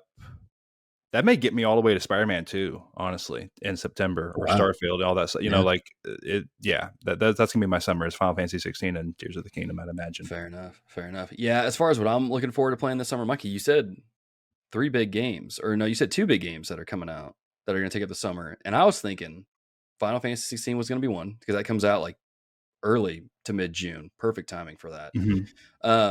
I thought you were going to bring up Armored Core in August because that's what I'm looking forward to. But I guess it's at the tail end of summer. Yeah, a So little bit. Yeah. I I don't know if I'm going to play Armored Core or not. I could Okay. totally see 100% getting into it, and I could totally see it just kind of rolling off my back. Mhm. I liked Armored Core back in the day. Like, I played the first Armored Core and really liked Okay. it, but that was a Okay. long time ago, like, a Yeah. long time ago. So, Yeah. I don't know if, what even they're gonna do with this thing. So, I gotta see reviews. I gotta see kind of the gameplay. I Mhm. would love a demo for this game. Mm. That'd I be would good. love a demo. That'd be good. I don't know if they'll do something like that, but I am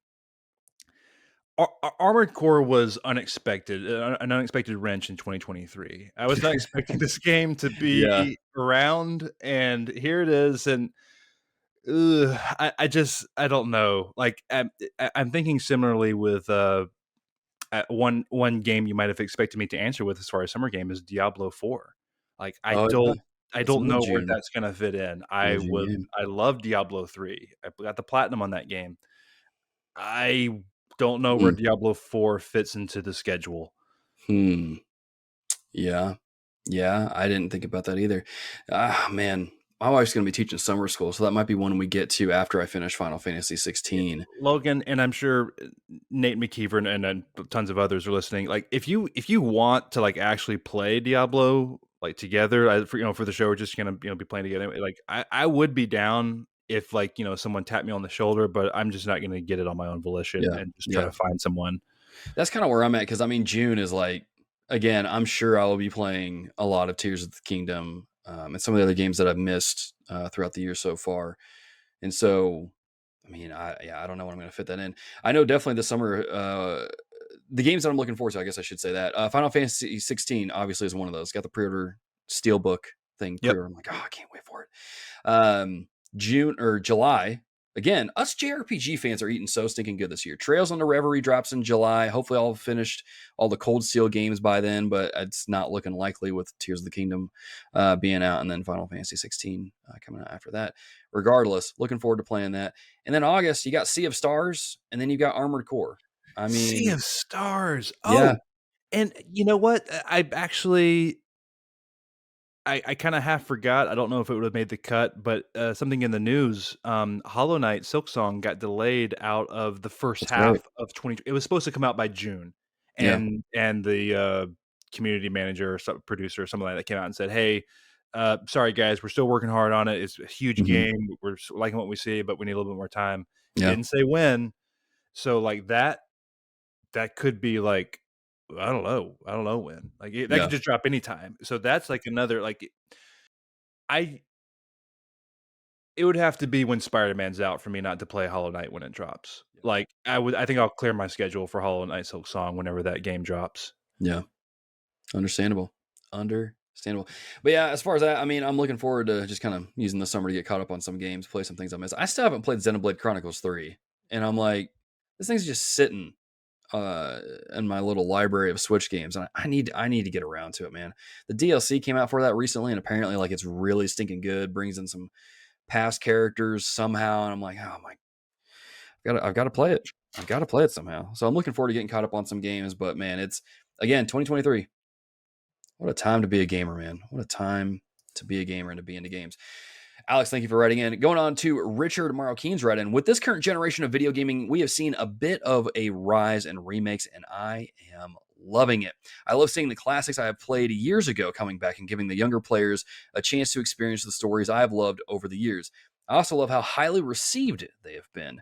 That just leaves the way for more remakes to be made. What past titles do you hope get a remake? I would love to see a BioShock remake. I think the story and gameplay would be incredible with today's tech. That's a good call out. Can you Yeah. imagine BioShock looking just photorealistic, almost like Dead Space was or Resident Evil 4? Oh, man, yeah. Get out of here, man. I would I'd pre-order that. Dude, Richard if they remade that and did a collector's edition that came with a Big Daddy like they did with the first one, I'd buy that in a heartbeat. Oh Yeah, man. that would be hard. I don't have very many physical games, but BioShock is one that I have Mhm. physically. Like, it's just a seminal classic. I feel like I just must own it, like, physically Mhm. for whatever reason. Anyway, Richard, I could not agree more with this write-in. I love remakes and remasters. Mhm. I was talking to a coworker today and kind of talking about, like, like I'm seeing a lot of YouTubers and just thumbnails of like these Zelda fan young whippersnappers that are like, "Oh yeah, I'm so excited for Tears of the Kingdom. I'm 23," and I'm like, Mm. cool. It's like I'm not trying to gatekeep or anything, but it's like, man, like you're 20, like you weren't even like, how old were you when Ocarina of Time came or whatever, so like It's like, what was your first Zelda game? Wind it's weird Waker? seeing stuff like that, but that's why it's so important to have these remakes for these games that you think like, well, why do remakes are stupid? Why do we need remakes? Because there's generations of Yep. players that have never played these games Yep.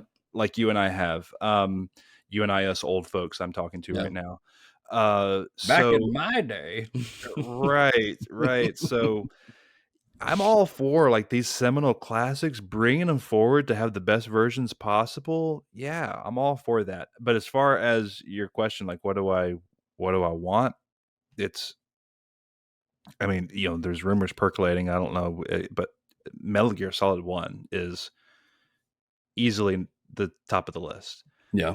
I know we got Twin Snakes on the GameCube, which is sort of a remake of it at the time, Mhm. but that's not what I'm talking about. I want a remake of Metal Gear Solid One, and yeah, I don't know. I guess I want Blue Point to do it. I was talking in the Dear Critics thread today a little bit, talking about like I hope Konami gets someone good to do this MGS3 rumored remake that's happening, because Mhm. I was like, I'm sorry, no offense to Bloober Team, but getting Bloober Team to do Silent Hill 2 was questionable. And they better not do that with Metal Gear Solid. They better get someone Mhm. good. And I was thinking to Yeah. myself, I was like, well, who would I be willing to accept is developing Metal Gear Solid remake? And the only answer I could think of was Blue Point. I kid you not. Yeah. Or No, maybe Kojima himself. they've yeah, have maybe a collab between Bluepoint and Kojima. That'd be kind of nasty. Yeah. Um, but yeah, I was I was thinking through this, man. This is hard. BioShock is such a good pick that as I'm kind of trying to think through, what would I love to see get remade? What I love to see get maybe reimagined, like what we've seen with Resident Evil 4 and Dead Space to a degree. I mean, I've got a few games. I would love. I mean, of course, Metal Gear Solid's kind of a given. I would love to see Legacy of Kain get remade. That Yes, dude. that Yes. I didn't know, dude. You got real amped about Well, that. it's because I almost wrote that one down, and it's Okay, just like I went on to something else. But yeah. dude, 1000%. Dude, those games were so cool back in the day. Like, you know, I almost feel like they were the edgy games to play. Like you Mhm. had Mortal Kombat, you had Legacy of Kain. You got your friends with your Mario's and your Mario Karts, and all that stuff. Your Donkey Kongs, but then you got like your edgy, almost goth into metal music, Metallica headbanging brother who would be playing these sort of games. You're like, oh my gosh, that's hardcore. You know, I would love to see those games get remade or reimagined or something like that. Plus, I just think Azrael is just a really cool character. The Soul Reaver Yeah. is just a cool guy. Yeah, I think his name is, Raziel. Raziel. Raziel, sorry, Yeah, yeah, yeah. I'm thinking of the dude from Batman Yeah, that took over the yeah. mantle of Shout Batman. out, that's an old, Amy Hennig joint, Oh Soul yeah, it Reaper. is. Yeah, It she was a is. lead something on that, director or Ah, writer or something like dude, that. such a But cool yeah. game. And then I'm trying to like think of some Nintendo games I'd love to see get remade. Fire Emblem Path of Radiance is one of my favorite Fire Emblem games. I would love to see that get remade with like the current engines and some of the things that they're doing in the Fire Emblem games. I think that would be really cool to have that remade. But apart from that, um, I've that's got all I 2 can really others think real of. quick if you wanna kinda jog your brain real Yeah, fast. yeah, yeah. Barking up the Nintendo tree, wouldn't really be a remake, you would just kinda do a new one, I think. I want a new F-Zero. I Oh, love that dude. that kind of like the Wipeout, F-Zero kind of futuristic racing genre. Yes. I would like something like that, Oh, why didn't I think of that? and then, maybe, like this is kind of a weird one, but, like, 1080-degree snowboarding, like, remake that. I don't know, like, some of these kinda jams, Bro, you know? let's go, dude. Let me just throw SSX into there, man, while we're at it. Yeah, well, SSX, if you recall, got a new entry on the 360 PS3 generation, I think, Yeah, and it it was was okay. I okay. played it. I played it. It didn't scratch that same itch, but, Yeah. yeah. I think that came out around the time that, like, 1080 Snowboarding released a new game, and I think the 1080 Snowboarding game was better than Oh, that was one, it? or maybe I'm getting it confused with something else. I just remember SSX Tricky being one of the, like, greatest games I've ever played, like, back on the GameCube, PS2 era. That game was Dude, so cool. yeah. The original SSX was a launch game for PS2. That's the first game I bought with the Oh, PlayStation wow. 2, and, Dude, yeah, so a lot of fond memories of SSX. what a game, dude. What a game. The only other remake I can think of, is oh, come on, brain, don't lose it. Don't lose it. Metroid 2 Samus Returns was on 3DS. I'd love to see that get remade and touched up for the Switch. Um, a la like Metroid Dread style with the art style and just cleaned up a Sure. little bit. I think that would be cool to have. Um, I mean, dude, why not go back and remake Metroid 1 in the style of Metroid Dread? I think someone added us on Twitter about that a while back, and I kind of shrugged it off. But now I'm thinking about it, I'm like that'd be Mhm. really cool. I think the only other one I would mention, and this is just because this is like an actual realistic one, because we're in the era of Resident Evil remakes. I think it's kind of weird because we already have one. It's time to go back and just remake Resident Evil 1 again. Dude, I had heard someone mention that not too long ago on a podcast, and my first initial gut reaction was like, "That's stupid. The first one plays fine," and then I'm like, "No, actually, Go back to it. yeah." Go back to it and tell I me was it like, plays "No, fine. never mind. It would be cool to have that remade and have it be like a RE2 remake. That's not a bad pick." There have been more quote unquote egregious remakes that are like newer, such as The Last of Us, for example, Yeah, as one of the more egregious ones. yeah, But yeah, I would love, just because it's so seminal to me, and like yeah, the mansion is such a seminal yeah, location, and they're in the middle of doing it. So like, and I don't think they want to do five. So why don't you just go back and do one, or Code yeah. Veronica, one of those two. Oh gosh, dude, I would take a Code Veronica remake so fast. That game, I can't get over it. Let me end on a joking one. There was a game on the N64. I don't know how many people played it, but it was one of my favorite games. Partial because the theme song was catchy as all get out, on the same level as the DK rap. And you played as a mechanized bumblebee, just blowing stuff up, called Buck Bumble, man. Uh, you know what? I say this as a joke. I would legitimately take a remake of Buck Bumble, and they remaster or remix the theme song where it's like buck to the bee, but to the bee, to the bum, to the, they do all that stuff. Buck Bumble, get Sound of the Rain on that to have him remake that too, and just that would be a fun game. You know what? I went in with that one as a joke. Now I want it. I, Now I I've got want a it. joke as well. I just sent you a link in the Zencaster chat, Logan. I Okay, want a remake of the N64 game Win Back. dude. Looking at this cover right now. I'll put it up on YouTube, dude. I remember seeing this at This RIP was video a store. this came out in September 1999. This was a Metal Gear Solid clone for N64 Dude, by Koei Tecmo. Yeah. is hang on a second. Is this? No, I guess not. It's not showing up here. I thought this might have been put on the Nintendo Switch Online thing at one point because I feel like Maybe I've seen so. this cover recently, man. Oh man, that's wild. Yeah, Win Back, man. I remember looking at that real hard as a big Metal Gear fan, looking at Win Back in like the Electronic Gaming Monthlies and things like that. I'm like, oh, this game looks pretty good. And then I don't think it was that good. You don't think it was very But shout good? out to Win Back.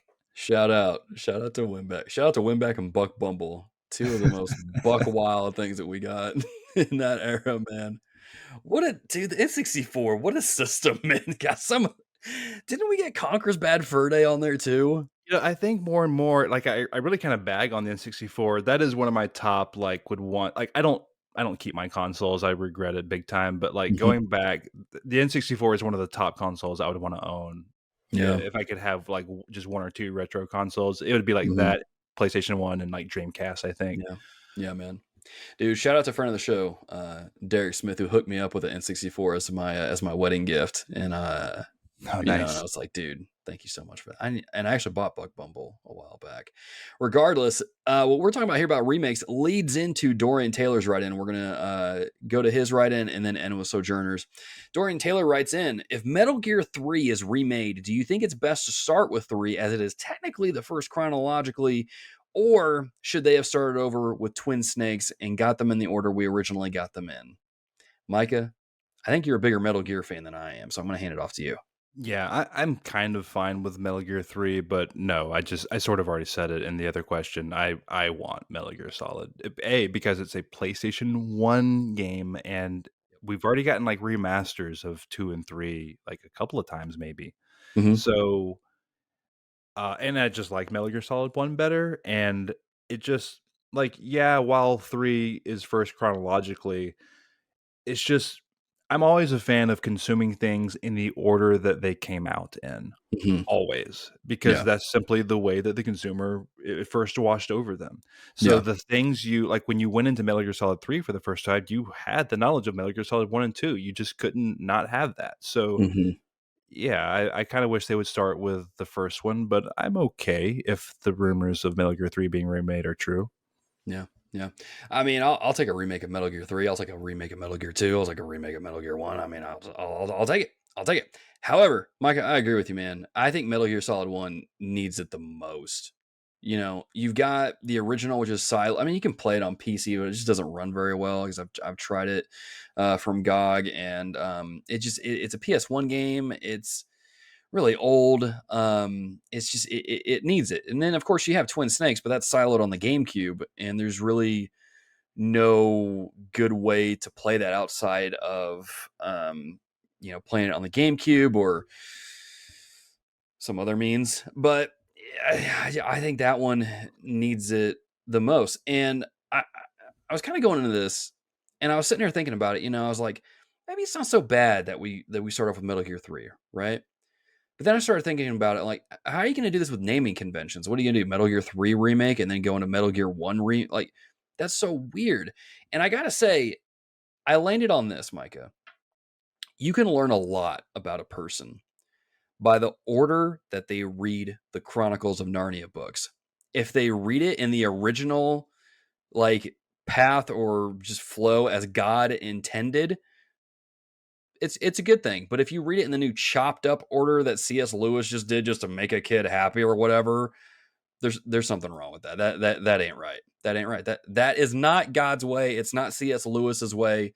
And it's just not the way to experience that story. And I got to be honest, when you think about Metal Gear Solid 1, going from that into 2, and the way that 2 ends with that codec call mentioning the Patriots, you're like, who the heck are the Patriots? Then you go into 3 and it builds that up, and you're like, oh, this is who the Patriots are. Then you can go into 4 and you know what's going on. I just, I don't like messing with the timeline, man. Micah, are you muted, buddy? Yes, I was muted. Sorry. Anyway, as you were. No, I was just saying it's just like starting watching Star Wars with episode 1. Like why would you do that? Like you start with episode 4. I'm not going to get into that. That's something I don't want to get into. I don't. That's okay. You know what? Maybe I shouldn't have brought up. Okay. We're not going to go there. We're not going to go there. But speaking of Star Wars.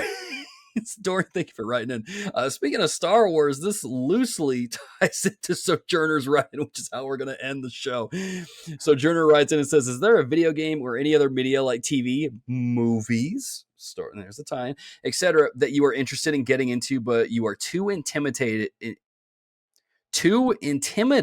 words are hard, too intimidated. Sojourner, pick a shorter word, too scared to get into due to the sheer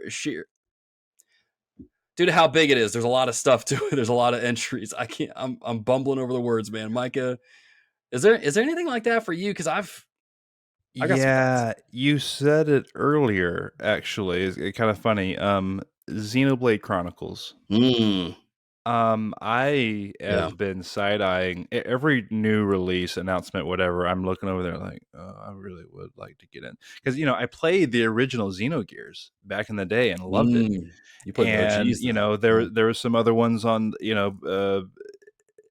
between those and the Xenoblade Chronicles series and stuff, but like it's a lot, Yeah. and there's a Yeah. lot of lore there, and like those games look like a lot of fun, but I'm Hmm. like, yeah, probably not. So that's one that scares Yeah. me.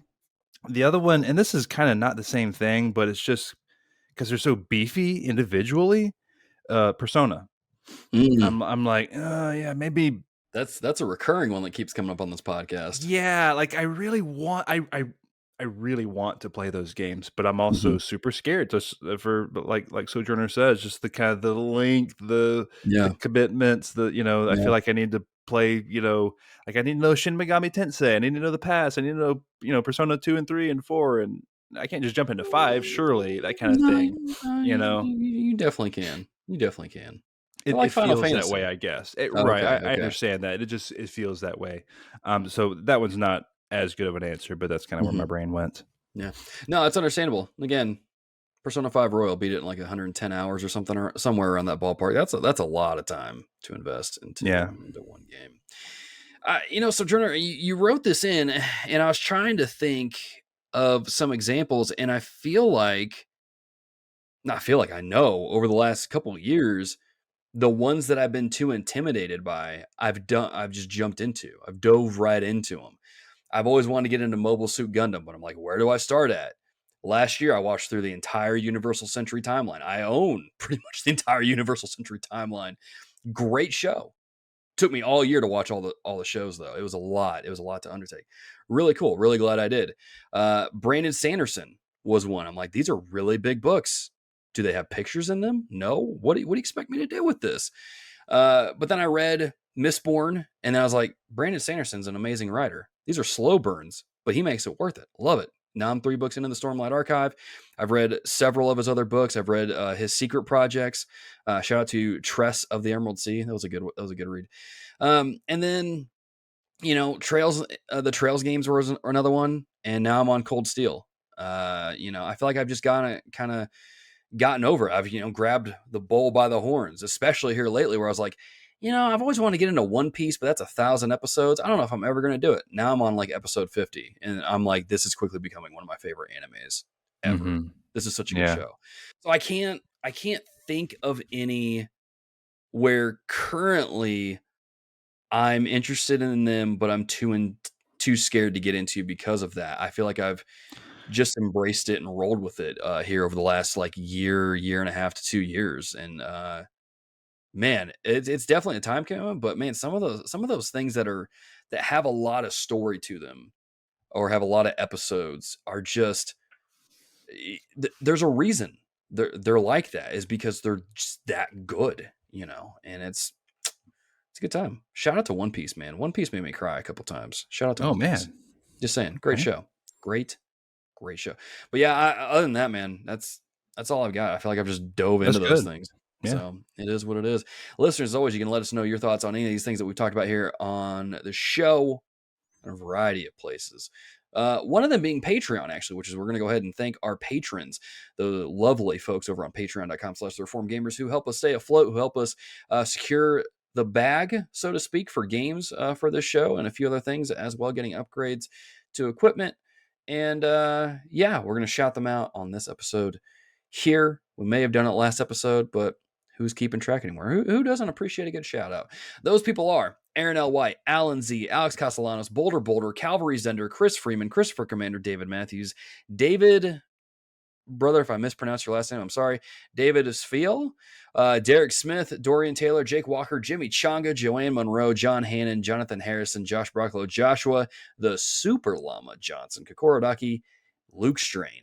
Matthew White Chocolate McDougal, Matthew Millsap, Melvin Benson V, Micah Hendrick, Michael Toller, Mr. Butts, Nate McKeever, Richard Marroquin, Ryan1701E, Sam White, Savon Pena, Scruffosaurus, Sojourner, Third Strongest Mole, Tim Syriac, Vincent Yu, Wesley Ray, Xavier Medina, Yuki Alley, and Zachary Nelson. Thank you, patrons. Thank you, patrons, indeed. But before we let you go, as this episode 242 of TRG winds down to a close, some Reco, some things for you to check out.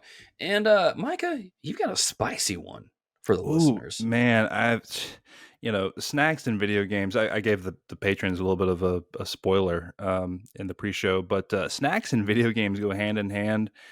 And so, dude, there's these Ruffles chips has these limited time honey habanero chips that are so good. Like if you, Emily and I are always trying to find like off the shelf products that are actually spicy. Because usually, like, there's like, this is spicy, and this like, oh, this is weak sauce. Mhm. These are actually spicy, and they're really good. Perfect amount of sweet, perfect amount of spice. So if you're looking for a new potato chip, limited time only, kind of like those all dressed chips that Ruffles put out that were so good. But yeah, spice or honey habanero Ruffles chips. Go check them out. You know, if you missed out on the pre-show, you really did miss out because I'm tempted. For those who are a little bit newer to the show, I was supposed to do a Packy one chip challenge a couple years ago. Skinner sent me the chip, and when me and Micah were talking about this, and we were talking about just spice and all that stuff, and there was a point where I made fun of my mom's cooking at one point indirectly, didn't mean to. It happens. I looked up into this cabinet thing I have up here above my recording setup, and I was like, "Is that Packy? Is that chip still up there?" It sure enough it is. And I was sitting there, and I've been thinking about it all episode. I kind of want to open it on the episode here. I think it's like the 2021 chip too, so Are you it's gonna an old try chip. this right now? No, because I like living and breathing and doing all that fun stuff, so I'm not going to do it. But had people going for a second there. I don't want to die here on the air. That's not. I don't want to record You me want to getting record killed your by a death chip. at least. Yeah, I don't want to record it by me getting killed by a chip. I'll text it to you later if that Okay, does happen. there we go. But no, as far as my reco goes, the school year is winding down to a close, and one of the things that students look forward to greatly at the end of the year is that point where your teacher is just exhausted, and they're like, you know what, I don't care anymore. Let's just watch movies the rest of the year, whatever. And I'm at that point where I'm like, you know what? Let's watch some movies. There's really no point in me starting a new unit right now in my physics class. Let's just watch Top Gun Maverick. It deals with the stuff we've been talking about, the speed of light, Mach 1, light, sound, all that stuff, how it travels, speed, velocity, all that jazz. And we're sitting there watching it today, and I'm sitting there just going, I forgot how great this movie is. It's a thrill ride, it's got funny moments, it's got its action moments, it's got its romance moments, thankfully it keeps it peachy, it's fine to show. But it's got a little bit of something for everybody. And it's really good, man. I want to reco Top Gun Maverick yet again on the show. I'm sure I did before. I Great think you did. movie. Yeah, I think you did. Great And movie. actually, Logan, I've not yet seen it. I feel awful because I wanted to see it in theaters and it just never worked out timing wise. And then it just hasn't happened since then. So I've got to correct that. I know. Dude, tell you what, this summer, you rent it or stream it wherever. You get the family down. You guys are hanging out. You're having like a little picnic or something, and y'all just sit and watch it together. It's a good time. It's a good time, man. Okay. Yeah. It's a good movie. I'll get it done. A lot of action, a lot of good stuff. Maybe watch it before. I don't know how what you allow your kids to watch, but maybe watch it before you let them watch. But dude, trust me, Sure. it's a thrill ride. If you have some kind of sound system too, use it. Oh, use it. Okay. We'll watch it back here in this room then. There we go.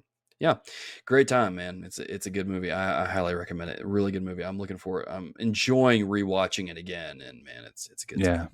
You know what Cool. else I'm enjoying? Our patrons, our community of listeners that's continue to support our show and do what we do. If you want to connect with us further and join the community, you can do so on a variety of platforms. You can do it on YouTube. You can subscribe to the channel, comment down below.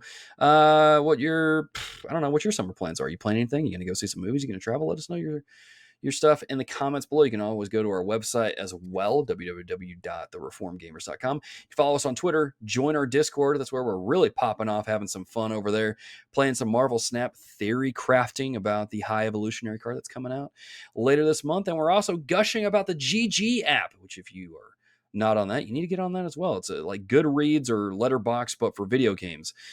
So definitely go check that out and enjoy that as well. We're having a lot of fun over there. There's a lot of new people popping in and enjoying getting to know them and dragging them into the web that is Marvel Snap and getting them playing that as well. So that's a good time over there. But yeah, with that being said, dear listeners, thank you for checking out this episode of TRG. And until next time, be a dear, keep it locked here. We'll see you in the next episode. Thank you for listening to TRG. This show is fully supported over on patreon.com by our dear listeners. The following are our supporters at the producer level or higher, and we are thankful for their continued support that allows us to continue doing what we do here at TRG. Those people are Wesley Ray, Mr. Butts, David Matthews, Richard Marroquin, and Alan Z. Thank you again for your continued support over on patreon.com, where you can pledge your support to the show and get early uncut access to all of our episodes, behind the scenes, and more. Thank you for listening, and until next time, be a dear, keep it locked here. We'll see you in the next episode.